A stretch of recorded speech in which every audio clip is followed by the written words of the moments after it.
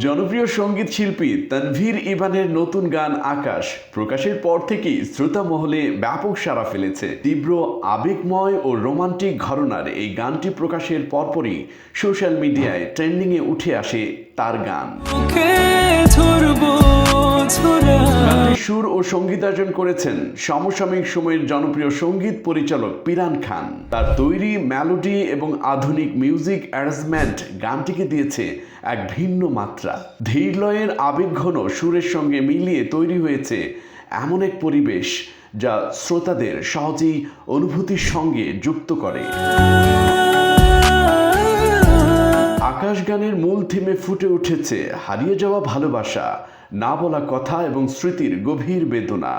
সম্পর্কের ভাঙন ও অতীতের আবেগকে কেন্দ্র করে লেখা এই গানটি অনেক শ্রোতার ব্যক্তিগত অনুভূতির সঙ্গে মিলে যাচ্ছে বলে মন্তব্য করছেন অনেকে।